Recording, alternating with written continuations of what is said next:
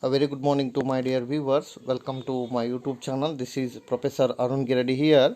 In today's class, we would like to explain Indian financial service subject, that is particularly relating to merits of a forfeiting ಅಥವಾ advantages of a ಫರ್ಫೇಟಿಂಗ್ ಅಂತ ನಾವಲ್ಲಿ ಕರಿತೀವಿ. ಫರ್ಫೇಟಿಂಗಿಂದ ಆಗ್ತಕ್ಕಂಥ ಅನುಕೂಲತೆಗಳು ಏನು ಅನ್ನೋದನ್ನು ನಾವು ಇವತ್ತಿನ ಕ್ಲಾಸ್ನಲ್ಲಿ ನೋಡೋಣ. So advantages and disadvantages of forfeiting. This question may come for 15 marks in your examination. Okay. So, as you already know that forfeiting, it is an international trade, international transaction related to export and import. So, the first advantage of a forfeiting is an advance finance of 100% export value to exporter. Means advance money is given to the exporter. Means 100% he will get the money in advance. So, that is the advantage of a forfeiting. ಅಂದರೆ ಶೇಕಡ 100% ಹಣವನ್ನು ಮೌಲ್ಯವನ್ನು advance ಹಣ ಮುಂಗಡ ಹಣವನ್ನು ನಿರ್ಯಾತದಾರನು ಪಡೆಯುತ್ತಾನೆ ಅಂತ ನಾವು ಅಲ್ಲಿ ಹೇಳ್ಬೋದು. ಶೇಕಡ 100% ಹಣವನ್ನು ನಿರ್ಯಾತದಾರನು ಪಡೆಯುತ್ತಾನೆ. And the second one is risk of a debt collection is in the hand of forfeiter are borne by the forfeiter. Risk of a debt collection is borne by home forfeiter. ಫರ್ಫೇಟರನ್ನು ಸಾಲ ಸ್ವೀಕರಿಸುವ ಅಥವಾ ಉದ್ರಿ ವಸೂಲಾತಿ ಮಾಡುವ ಜವಾಬ್ದಾರಿಯನ್ನು ಹೊಂದಿರುತ್ತಾನೆ ಅಥವಾ ಅಪಾಯವನ್ನು ಹೊಂದಿರುತ್ತಾನೆ ಅಂತ ನಾವಲ್ಲಿ ಹೇಳ್ಬೋದು. ಸೊ ಇಲ್ಲಿ ಉದ್ರಿ ವಸೂಲಿ ಮಾಡುವ ಹೊಣೆಗಾರಿಕೆ ಯಾರ ಮೇಲೆ ಇರುತ್ತೆ ರೀ? ಫರ್ಫೇಟರ್ನ ಮೇಲೆ ಇರುತ್ತೆ ಅಂತ ನಾವಲ್ಲಿ ಹೇಳ್ಬೋದು. And the balance sheet of a exporter become light ಅಂತ ನಾವಲ್ಲಿ ಹೇಳ್ತೀವಿ. ಸೊ ಇಲ್ಲಿ ನಿರ್ಯಾತದಾರನ ಅಡಾವೆ ಪತ್ರಿಕೆಯು ಸಣ್ಣ ಪ್ರಮಾಣದಲ್ಲಿ ಉಳಿಯುತ್ತದೆ ಅಂತ ನಾವಲ್ಲಿ ಹೇಳ್ತೇವೆ. So the balance sheet of a exporter become very light in this forfeiting. And similarly, the current ratio and liquidity position will improves of forfeitor ಅಂತ ಹೇಳ್ತೀವಿ. ಇಲ್ಲಿ ಫರ್ಫೇಟರ್ನ ಚಾಲ್ತಿ ರೇಷಿಯೋ ಮತ್ತು ಲಿಕ್ವಿಡಿಟಿ ಪೊಸಿಷನ್ ಅಂದ್ರೆ ದ್ರವತ್ವದ ಸ್ಥಾನಮಾನ ಏನಾಗುತ್ತೆ ರೀ? ಇಂಪ್ರೂವ್ ಆಗುತ್ತೆ ಅಂತ ನಾವು ಅಲ್ಲಿ ಹೇಳ್ಬೋದು. So current ratio and liquidity position is improve. Why the current ratio and liquidity position is improve? Because he is getting the immediate cash. When he is getting the immediate cash, it indicates that the liquidity position is good ಅಂತ ನಾವಲ್ಲಿ ಹೇಳ್ಬೋದು. And the fifth one is exporter can concentrate on export business as his time is saved ಅಂತ ನಾವಲ್ಲಿ ಹೇಳ್ತೀವಿ. So ಇಲ್ಲಿ ನಿರ್ಯಾತದಾರನು ತನ್ನ ನಿರ್ಯಾತ ವ್ಯವಹಾರವನ್ನು ಸರಿಯಾಗಿ ನಿರ್ವಹಿಸುವುದರಿಂದ ಅವನ ಸಮಯ ಉಳಿತಾಯವಾಗುತ್ತದೆ ಅಂತ ನಾವಲ್ಲಿ ಹೇಳ್ಬೋದು. So here the exporter can concentrate on export business as his time is saved. Why? Because the exporter work is minimised by home forfeiter ಅಂತ ನಾವಲ್ಲಿ ಹೇಳ್ತೇವೆ. ಎಕ್ಸ್ಪೋರ್ಟರ್ನ ಕೆಲಸವನ್ನು ಯಾರು ಕಡಿಮೆ ಮಾಡಿರ್ತಾರೆ ರೀ? ಫರ್ಫೇಟರ್ ಕಮ್ಮಿ ಮಾಡೋದ್ರಿಂದ ಎಕ್ಸ್ಪೋರ್ಟರ ಟೈಮ್ ಏನಾಗುತ್ತೆ? ಸೇವ್ ಆಗುತ್ತೆ. ನೋಡಿರಿ ಏನು ಸಿಂಪಲ್ ಲಾಜಿಕ್ ಐತೆ ಅಂದ್ರೆ ಇಲ್ಲಿ ಫರ್ಫೇಟರ್ಗೆ ಅಡ್ವಾನ್ಸ್ ಮನಿ ಸಿಕ್ಬಿಡುತ್ತೆ ಫರ್ಫೇಟಿಂಗ್ನಿಂದ 100%. ಆಮೇಲೆ ರಿಸ್ಕ್ ಟ್ರಾನ್ಸ್ಫರ್ ಆಗಿಬಿಡುತ್ತೆ ಎಕ್ಸ್ಪೋರ್ಟರ್ನಿಂದ ಯಾರಿಗೆ? ಫರ್ಫೇಟರ್ಗೆ. Which risk is transferred from exporter to forfeiter? The debt collection risk. Okay. The debt collection risk is borne by whom? Forfeitor. As the balance sheet of exporter become a very light and the liquidity position is very improved, at the same time the exporter time will be saved because his work is done by whom? Forfeitor ಅಂತ ನಾವಲ್ಲಿ ಹೇಳ್ತೀವಿ. ಎಷ್ಟು ನೋಡ್ರಿ, ಇಲ್ಲಿ ನಿರ್ಯಾತದಾರನಿಗೆ 100% ಹಣ ಮುಂಗಡ ಸಿಗುತ್ತದೆ. ಫರ್ಫೇಟರನ್ನು ಸಾಲ ಉದ್ರಿ ವಸೂಲಾತಿ ಮಾಡುವ ಅಪಾಯವನ್ನು ಸ್ವೀಕರಿಸುತ್ತಾನೆ. ಹಾಗೂ ನಿರ್ಯಾತದಾರನ ಅಡಾವೆ ಪತ್ರಿಕೆ ಸಾಮಾನ್ಯವಾಗಿ ಬಿಡುತ್ತೆ. ಹಾಗೂ ದ್ರವತ್ವದ ಪ್ರಮಾಣ ಹೆಚ್ಚುತ್ತದೆ. ಹಾಗೂ ನಿರ್ಯಾತದಾರನು ತನ್ನ ರಫ್ತಿನ ಮೇಲೆ ಮಾತ್ರ ಹೆಚ್ಚಿನ ರೀತಿಯಲ್ಲಿ ಅವ ಕಾನ್ಸಂಟ್ರೇಟ್ ಮಾಡಲಿಕ್ಕೆ ಸಾಧ್ಯ ಆಗುತ್ತೆ ಅಂತ ನಾವಲ್ಲಿ ಹೇಳ್ಬೋದು. ಆಮೇಲೆ sixth advantages of forfeiting is the cost of debt collection is saved ಅಂತ ನಾವಲ್ಲಿ ಕರಿತೀವಿ. So the debt collection is saved ಅಂತ. ಕಾಸ್ಟ್ ಏನಾಗುತ್ತೆ ರೀ? ಉಳಿಯುತ್ತೆ ಡೆಟ್ ಕಲೆಕ್ಷನ್. ಯಾಕಪ್ಪ ಅಂದ್ರೆ that is automatically transfer to home forfeiter. When the forfeiter try to concentrate on debt collection, so the cost of a exporter will become saved ಅಂತ ನಾವಲ್ಲಿ ಹೇಳ್ತೀವಿ. ಅಂದರೆ ಫರ್ಫೇಟರ್ನಿಂದ ನಿರ್ಯಾತದಾರನ ವೆಚ್ಚ ಉಳಿಯುತ್ತದೆ ಅಂತ ನಾವಲ್ಲಿ ಹೇಳ್ತೀವಿ. ಹೆಂಗೆ ಉಳಿಯುತ್ತೆ ಅಂದ್ರೆ ಡೆಟ್ ಕಲೆಕ್ಷನನ್ನು ಯಾರು ಮಾಡ್ತಾರೆ ಅಂದರೆ ಫರ್ಫೇಟರ್ ಮಾಡೋದ್ರಿಂದ. So his work is to be minimise ಅಂತ ನಾವಲ್ಲಿ ಹೇಳ್ಬೋದು. And again the next advantage of forfeiting is the exchange rate risk is shifted because the payment is received in advance. No, this is a very important advantage.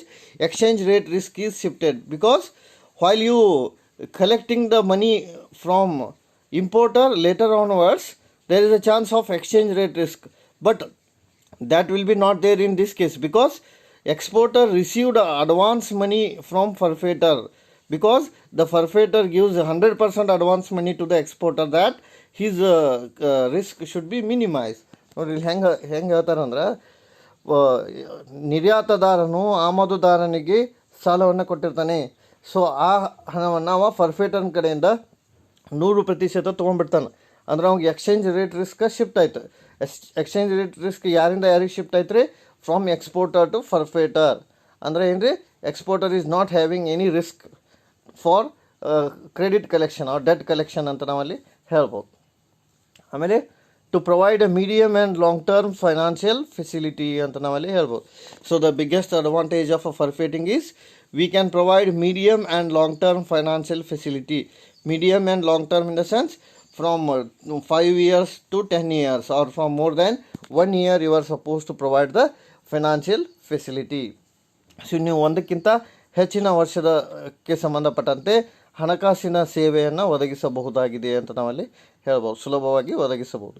ಆಮೇಲೆ it create the employment opportunity. As I already indicate that it is the transactions related to international, mainly export and import. There are so many people involved.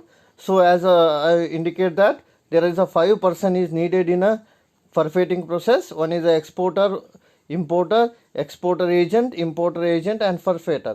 So that many persons work in this transaction. So that indicate the employment opportunity ಅಂತ ನಾವಲ್ಲಿ ಹೇಳ್ಬೋದು. So ನೋಡ್ರಿ ಇಲ್ಲಿ ಹೆಂಗೆ ಹೇಳ್ತಾರೆ ಅಂದ್ರೆ, ಸಾಕಷ್ಟು ಜನ ಅದರಲ್ಲಿ ಉದ್ಯೋಗವನ್ನು ಮಾಡ್ತಾರೆ, ಸಾಕಷ್ಟು ಜನ ಅದರಲ್ಲಿ ಕೆಲಸವನ್ನು ಮಾಡ್ತಾರೆ. ಹಾಗಾಗಿ ಉದ್ಯೋಗದ ಅವಕಾಶ ಏನಿದೆ ರೀ ಹೆಚ್ಚಿದೆ ಅಂತ ನಾವಲ್ಲಿ ಹೇಳ್ಬೋದು. ಸೊ ಉದ್ಯೋಗದ ಅವಕಾಶ ಎಲ್ಲಿ ಹೆಚ್ಚಿದೆ ಅಂದ್ರೆ ಫರ್ಫೇಟಿಂಗ್ನಲ್ಲಿ ಅಂತ ನಾವಲ್ಲಿ ಹೇಳ್ಬೋದು. ಆಮೇಲೆ documents procedure can be very simple ಅಂತ ನಾವಲ್ಲಿ ಹೇಳ್ಬೋದು. Forfeiting document can be maintain very simple manner ಅಂತ ನಾವಲ್ಲಿ ಹೇಳ್ಬೋದು. ಸೊ ಡಾಕ್ಯುಮೆಂಟ್ಸನ್ನು ಸಿಂಪಲ್ ಆಗಿ ಮ್ಯಾನೇಜ್ ಮಾಡಬಹುದಾಗಿದೆ ಎದ್ರೊಳಗೆ ಫರ್ಫೇಟಿಂಗ್ ಒಳಗೆ. Last, the advance amount can be applied to some other productive activity. See here the advance money is collected from forfeiter. Who is suppose to collect that? Exporter is supposed to collect that. Okay, afterwards he can use that money in other activity ಅಂತ ನಾವಲ್ಲಿ ಹೇಳ್ಬೋದು. So these are all some advantages of forfeiting. ನೋಡಿರಿ ಎಷ್ಟು simple ಅದಾವ. ಮೊದಲೇದು 100% advance ಹಣ ಸಿಕ್ಬಿಡುತ್ತೆ ಅವಂಗೆ ಫರ್ಫೇಟರ್ ಕಡೆಯಿಂದ. ಆಮೇಲೆ ಡೆಟ್ ಕಲೆಕ್ಷನ್ ಮಾಡುವ ರಿಸ್ಕನ್ನು ಯಾರಿಂದ ಯಾರಿಗೆ ಶಿಫ್ಟ್ ಆಗುತ್ತೆ ರೀ? ಎಕ್ಸ್ಪೋರ್ಟರ್ನಿಂದ ಫರ್ಫೇಟರ್ಗೆ ರಿಸ್ಕ್ ಶಿಫ್ಟ್ ಆಗುತ್ತೆ. ಆಮೇಲೆ ಬ್ಯಾಲೆನ್ಸ್ ಶೀಟ್ ಆಫ್ ಎಕ್ಸ್ಪೋರ್ಟರ್ ಏನಿರುತ್ತೆ ಲೈಟ್ ಇರುತ್ತೆ, ಕಡಿಮೆ ಇರುತ್ತೆ. ಆಮೇಲೆ ಲಿಕ್ವಿಡಿಟಿ ಪೊಸಿಷನ್ ಇಂಪ್ರೂವ್ ಆಗುತ್ತೆ. ಆಮೇಲೆ ಎಕ್ಸ್ಪೋರ್ಟರ್ನ ಟೈಮ್ ಸೇವ್ ಆಗುತ್ತೆ, ಯಾಕಂದರೆ ಫರ್ಫೇಟರ್ ಬಂದಿರ್ತಾನೆ ಅಲ್ಲಿ. ಆಮೇಲೆ ಡೆಟ್ ಕಲೆಕ್ಷನ್ ಕಾಸ್ಟ್ ಕೂಡ ಕಡಿಮೆ ಇರುತ್ತೆ, ಆಮೇಲೆ ಅದು ಸೇವ್ ಆಗುತ್ತೆ. ಎಕ್ಸ್ಚೇಂಜ್ ರೇಟ್ ರಿಸ್ಕ್ ಇರೋಂಗಿಲ್ಲ, ಯಾಕೆಂದರೆ ಆಲ್ರೆಡಿ 100% ಅಡ್ವಾನ್ಸ್ ಹಣವನ್ನು ಅವ ಎಕ್ಸೆಪ್ಟ್ ಮಾಡಿರ್ತಾನೆ. Long term and short term financial facility ಅಂತ ಕರಿಬೋದು. ಆಮೇಲೆ it create more employment opportunity and gives employment to many people. ಆಮೇಲೆ ಡಾಕ್ಯುಮೆಂಟ್ಸ್ ಈಸ್ ವೆರಿ ಸಿಂಪಲ್. ಆಮೇಲೆ advance money is use for productive purpose ಅಂತ ನಾವಲ್ಲಿ ಹೇಳ್ಬೋದು. So these are all some advantages of forfeiting. Let us discuss the some disadvantages of forfeiting ಅಂತ ನಾವಲ್ಲಿ ಹೇಳ್ಬೋದು. So ಫರ್ಫೇಟಿಂಗಿಂದ ಆಗ್ತಕ್ಕಂಥ ಅನಾನುಕೂಲತೆ ಏನು ಅನ್ನೋದು ನೋಡೋದಾದರೆ, first thing is the more number of legal procedure and formalities involved. Andre in simple language, maximum formality and procedure is involved. Why? Because it is an international transaction. When there is an international transaction, there is a lot of custom, duties, tax procedure is there for respective country. So ಹಂಗಾಗಿ ನಾವು ಏನಂತ ಹೇಳ್ತೀವಿ, legal formality ಬಹಳಷ್ಟು maintain ಮಾಡಬೇಕಾಗತ್ತೆ. ಯಾಕೆಂದರೆ ಇದು ಅಂತಾರಾಷ್ಟ್ರೀಯ ವ್ಯಾಪಾರಕ್ಕೆ ಸಂಬಂಧಪಟ್ಟಿರೋದ್ರಿಂದ ಆಯಾ ದೇಶಕ್ಕೆ ಸಂಬಂಧಪಟ್ಟಂಥ ತೆರಿಗೆಯನ್ನು, ಆಯಾ ದೇಶಕ್ಕೆ ಸಂಬಂಧಪಟ್ಟಂಥ ನಿಯಮಗಳನ್ನು ನಾವು ಫಾಲೋ ಮಾಡಬೇಕಾಗತ್ತೆ. ಹಾಗಾಗಿ maximum restrictions and maximum formality we should followed in case of forfeiting. Factoring ಒಳಗೆ ಹಂಗಾಗಂಗಿಲ್ಲ. Factoring is a domestic transaction. When it is a domestic transaction there is a no much maximum formalities and legal procedure is there, whereas forfeiting is an international transaction. When it is an international transaction, you need to maintain all the legal procedure and formalities ಅಂತ ನಾವು ಅಲ್ಲಿ ಹೇಳ್ಬೋದು. So international transaction ಇರೋದ್ರಿಂದ ನೀವು ಹೆಚ್ಚಿಗೆ legal ಫಾರ್ಮ್ಯಾಲಿಟಿನ ನೀವು ಏನು ಮಾಡಬೇಕಾಗತ್ತೆ ರೀ, ಮೇಂಟೈನ್ ಮಾಡಬೇಕಾಗತ್ತೆ. ಆಮೇಲೆ lack of reliable data about the importer in relation with credit worthiness, because we can't understand what is the credit worthiness of a importer. So that's what, because he belongs to other country. When the importer belongs to other country, the exporter not come into conclusion that whether the importer is good or bad, what about his position, whether his position is good or bad, he can't come to conclusion. That's what it is. A lack of reliable data means the data is missing ಅಂತ ಹೇಳ್ಬೋದು ನಾವು. ಅಂದ್ರೆ ಏನ್ರಿ, ಆಮದುದಾರನ ಮಾಹಿತಿಯು ಸ್ಪಷ್ಟವಾಗಿ ಸಿಗೋದಿಲ್ಲ. ಆಮದುದಾರನ ಮಾಹಿತಿಯು ನಂಬಲು ಸಾಧ್ಯ ಆಗದೇನೆ ಇರಬಹುದು. ಬಿಕಾಸ್ ಏನಂತ ಹೇಳ್ತೀವಪ್ಪ ಅಂದ್ರೆ ಇಲ್ಲಿ ಕ್ರೆಡಿಟ್ ವರ್ದಿನೆಸ್ ಏನಾಗಿರುತ್ತೆ, ಒಂದು ಕಡಿಮೆ ಆಗಿರುತ್ತೆ ಅಂತ ನಾವಲ್ಲಿ ಹೇಳ್ಬೋದು. ಆಮೇಲೆ another disadvantage is it is a high discount rate ಅಂತ ನಾವಲ್ಲಿ ಹೇಳ್ಬೋದು. ಸೊ ಹೆಚ್ಚು ಏನಂತ ಸೋಡೀಕರಣದ ದರವನ್ನು ಹೊಂದಿರ್ತದೆ ಅಂತ ನಾವಲ್ಲಿ ಹೇಳ್ಬೋದು. It is a high discount rate in case of a forfeiting. Why it is a high discount rate? Because it is a international transaction, for that reason only ಅಂತ. ಆಮೇಲೆ credit risk is shifted but the political risk is heavy ಅಂತ. So credit risk is shifted automatically from exporter to forfeiter, but at the same time the political risk is there. Why? Because it is other country. When it is other country, we have to follow their rules and regulation. So politically unstable irutte sometime. When the politically instability is there, we can't understand what will happen in next minute. For example, when the exporter is giving the goods and service to importer, on that there is no custom, no VAT, no nothing, rules is there. After 1 month, if the government will impose the rules and regulation, what will happen? So that is nothing but political risk in the hand of forfeiter. So that's what it is a risky ಅಂತ ನಾವು ಅಲ್ಲಿ ಹೇಳ್ಬೋದು. Political ರಿಸ್ಕನ್ನು ನಾವು ಕೂಡ consider ಮಾಡಬೇಕಾಗತ್ತೆ ಎದ್ರೊಳಗೆ forfeiting ಒಳಗೆ. ಆಮೇಲೆ last one, fixed forfeiting rates are not available. It is always changing. But when the factoring commission is fixed, because it will not change. But at the same time forfeiting rate is always changing, depend on the international transaction, depend on the customs, depend on the rules and regulation. So these are all considered as a demerits of a forfeiting. ನೋಡ್ರಿ ಏನಿದೆ demerits ಫರ್ಫೇಟಿಂಗ್ದು, ಜಾಸ್ತಿ legal restriction ಇರುತ್ತೆ, legal formality ಇರುತ್ತೆ, rules and regulation ಇರುತ್ತೆ ಫರ್ಫೇಟಿಂಗ್ ಒಳಗೆ. ಆಮೇಲೆ reliable data ಇರೋಂಗಿಲ್ಲ. Reliable ಅಂದರೆ ನಂಬುವ ಮಾಹಿತಿ ಇರೋದಿಲ್ಲ. ಯಾರ ಬಗ್ಗೆ ನಂಬುವ ಮಾಹಿತಿ ಇರೋಂಗಿಲ್ಲ ರೀ? ಆಮದುದಾರನ ಬಗ್ಗೆ. ಯಾಕೆಂದರೆ ಅವ ಬೇರೆ ದೇಶದವ ಇರೋದ್ರಿಂದ ಅವಾಗ ನಾವು ಉದ್ರಿ ಕೊಡೋದು ಎಷ್ಟರ ಮಟ್ಟಿಗೆ ಸಮಂಜಸ ಅಂತ ಗೊತ್ತಾಗಂಗಿಲ್ಲ. ಯಾಕಂದರೆ ಅವನ ಕ್ರೆಡಿಟ್ ವರ್ದಿನೆಸ್ ನಮಗೆ ಗೊತ್ತಿರೋಂಗಿಲ್ಲ, ಅವ ವಾಪಸ್ ಮಾಡ್ತಾನೆ ಅನ್ನೋ ಸಾಮರ್ಥ್ಯದ ಬಗ್ಗೆ ನಮಗೆ ಅರಿವಿರಂಗಿಲ್ಲ ಅಂತ. ಆಮೇಲೆ ಡಿಸ್ಕೌಂಟ್ ರೇಟ್ ಇಲ್ಲಿ ಹೈ ಇರುತ್ತೆ. When the high discount rate is there, nobody want to come forward and do the business. Credit risk ಕಮ್ಮಿ ಇರುತ್ತೆ, ಬಟ್ ಪೊಲಿಟಿಕಲ್ ರಿಸ್ಕ್ ಜಾಸ್ತಿ ಇರುತ್ತೆ. Why the political risk is more? Because it is related to the rules and regulation of a country. When it is related to the rules and regulation of a country, we can say the credit risk is more. Political risk is more. ಆಮೇಲೆ fixed forfeiting rate is not available. Forfeiting rate ಯಾವಾಗಲೂ ಏನಾಗ್ತಾ ಇರ್ತಾವೆ, change ಆಗ್ತಾ ಇರ್ತಾವೆ. ಹಾಗಾಗಿ fix ಇರದೇ ಇರೋದ್ರಿಂದ ಇಲ್ಲಿ ಗ್ಯಾರಂಟಿ ಆಗಂಗಿಲ್ಲ. ಯಾರಿಗೆ ಗ್ಯಾರಂಟಿ ಆಗಂಗಿಲ್ಲಪ್ಪ ಅಂದರೆ ಇನ್ವೆಸ್ಟರ್ಸ್ಗೆ ಗ್ಯಾರಂಟಿ ಆಗಂಗಿಲ್ಲ. So these are all some merits and demerits of forfeiting. Okay, ನೋಡಿರಿ merits and demerits of forfeiting. 100% ನೋಡಿರಿ, ಇನ್ನೊಂದು ಸಲ ರಿವೈಸ್ ಮಾಡಿಬಿಡ್ತೀನಿ. 100% ಅಡ್ವಾನ್ಸ್ ಮನಿ ಸಿಗುತ್ತೆ ಎಕ್ಸ್ಪೋರ್ಟರ್ಗೆ.